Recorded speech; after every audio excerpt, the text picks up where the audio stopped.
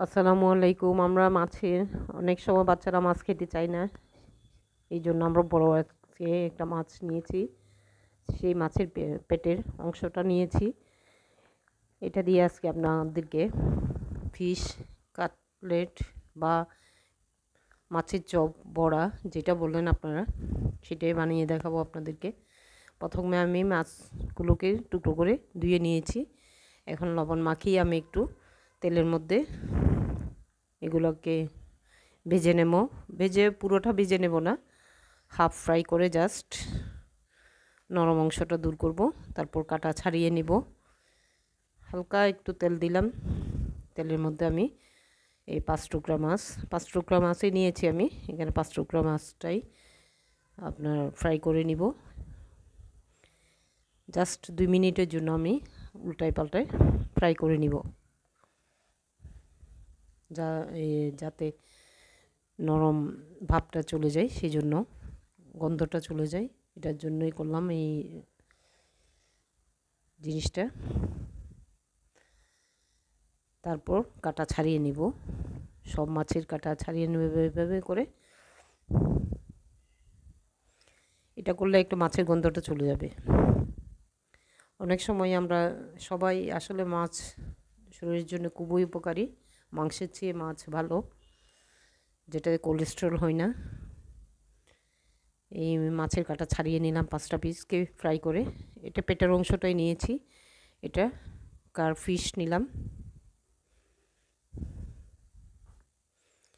অনেক সময় বাচ্চারা বা গন্ধের জন্য, যেমন আমরা পাঙ্গাস মাছ, এই ধরনের অনেক ধরনের গ্রাস কাপ আছে বা বিভিন্ন ধরনের এই কার্ফ মাছ আছে, যেমন রুই, কাতলা, মৃগেল ছাড়া আরও অনেক ধরনের মাছ আছে। এগুলো বাচ্চারা খেতে চায় না, সেই জন্য এইভাবে করে নেবেন। কাটলেট বানাবেন বাবা, মাছের বড়া, চপ বানিয়ে নিতে পারেন।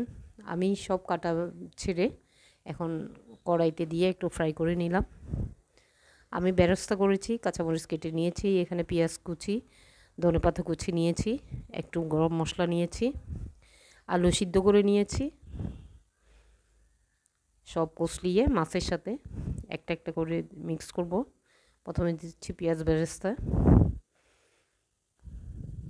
তারপর কাঁচামরিচটা দিলাম, পেঁয়াজ কুচিটা দিলাম, পেঁয়াজ পাতা কুচি, অনিয়ন লিপ, আর এটা হচ্ছে ধনেপাতা কুচি দিয়ে সবগুলো মেখে নিব। একটু আগে ব্রেড ক্রাম্বও দিব সাথে। আমি টোস্ট বিস্কিটকে গুঁড়া করে নিয়েছি।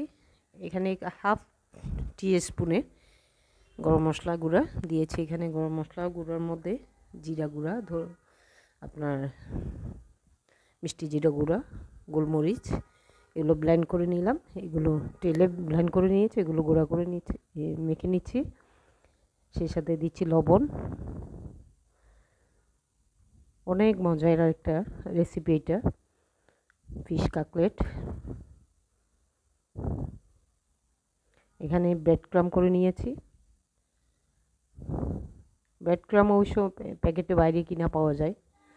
যদি হাতের কাছে পাউরুটি থাকে, সেটাকে সেঁকে শক্ত করে ব্লেন্ডে ক্রাম্ব করে নিতে পারেন, বা আপনার টোস্ট বিস্কিট বা যে কোনো বিস্কিট থাকলে এটাকেও গুঁড়া করে নিতে পারেন। এটা একটু মানে 2 চামচের মতো এখানে মাছের সাথে মিক্স করে নিয়েছি সবগুলোর সাথে। তারপরে দেখাচ্ছি কীভাবে। এক হাতে আসলে আমি বানাচ্ছি, এই জন্য একটু 19-20 হতেই পারে। দেখুন এই যে কাটলেটটা, এভাবে করে আমি প্রত্যেকটা কাটলেট বানিয়ে নিয়েছি। 5 পিসের মধ্যে প্রায় আমার 15টা কাটলেট হয়েছে।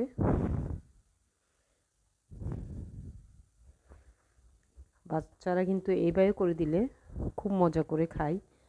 আমার বাচ্চারা এইভাবে মজা করে খেয়েছে। দেখুন সবগুলো কাটলেট এভাবে করে নিলাম। এখন আপনাদেরকে দেখাবো কিভাবে ফ্রাই করব। এখানে 5 টুকরা মাছের জন্য মাছ দিয়েই করা অনেকগুলো কাটলেট হলো।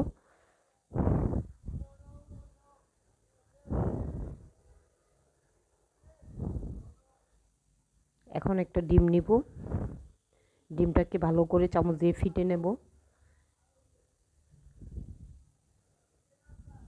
একদম সুন্দর করে কুসুমটা এবং সাদা অংশটা একসাথে মিক্স করে নিব। নেওয়ার পরে আমি একটা একটা কাটলেট ডিমের মধ্যে চুবিয়ে আবার ব্রেড ক্রাম্বে চুবিয়ে নেব, তারপর তেলের মধ্যে ফ্রাই করে নিব। প্রত্যেকটা প্রসেস আপনাদেরকে দেখাচ্ছি আপনাদেরকে, এই যে আপনারাও করে নিতে পারেন, মজাদার। আমি চুলাতে কড়াই দিয়েছি, তার মধ্যে তেল দিয়ে তেলটা গরম করে নিয়েছি, মানে মিডিয়াম আঁচেই করেছি। মিডিয়াম আঁচ দিয়ে অনেকক্ষণ কড়াই দিয়ে তেলটা গরম করে নিলাম এবং সেখানে একটা একটা করে কাটলেট ছেড়ে দিলাম।